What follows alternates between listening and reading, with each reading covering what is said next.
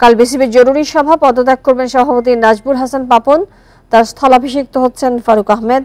নতুন কমিটিতে যুক্ত হতে পারেন সাবেক অধিনায়ক তামিম।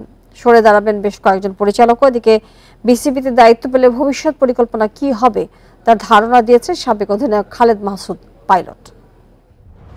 প্রোটিন, আয়রন ও ফাইবার সমৃদ্ধ প্রাণ টোস্টের আবেশে সবাই কাছে আসে।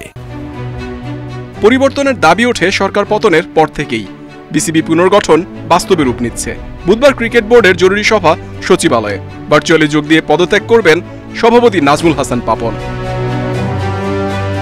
সভাপতির সাথে পরিচালকদেরও বেশ কজন সরে দাঁড়াবেন। বিসিবির গঠনতন্ত্রে জরুরি সভায় প্রয়োজন নেই কোরামের, তাই উপস্থিতি নিয়েও বাধ্যবাধকতা থাকছে না। পরিচালকরা পদত্যাগ করতে পারেন ইমেইলের মাধ্যমে।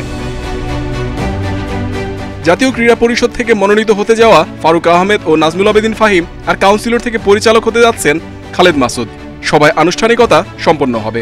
দায়িত্ব পাওয়ার পর করণীয় ঠিক করে রেখেছেন তারা। কিভাবে করলে আমার একদম জেলা পর্যায়ে পর্যন্ত যে একদম পৌঁছাতে পারবো এবং সবাই যেন স্টেক হোল্ডার যারা আছে ডিস্ট্রিক্ট ডিভিশন সবাই যেন ওন করে যে আমরা ক্রিকেট ডেভেলপমেন্টের জন্য কাজ করছি এবং রাইট পিপলদেরকে ওখানে নিয়ে আসা। তামিমকে নিয়ে ক্রীড়া উপদেষ্টার বিসিবি পরিদর্শন দিচ্ছে ভিন্ন বার্তা। ক্রীড়া মন্ত্রণালয় থেকে প্রস্তাব পেয়েছেন সাবেক অধিনায়ক। বোর্ডে যুক্ত হতে নাকি সম্মতিও জানিয়েছেন।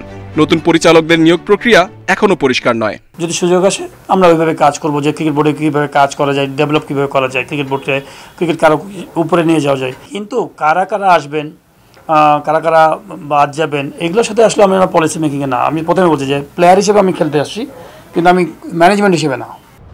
অন্তর্বর্তী কিংবা অ্যাডহক কমিটির সুযোগ নেই আইসিসির নিয়মে। বিকল্প পন্থায় পরিচালনা পর্ষদ না ভেঙেই চলবে কার্যক্রম। জাতীয় ক্রীড়া পরিষদের মনোনীত একজন দায়িত্ব নেবেন সভাপতির। পুনর্গঠন প্রক্রিয়ায় আগের কাউকে নাও দেখা যেতে পারে। Muhammad Nazim, independent news, Dhaka.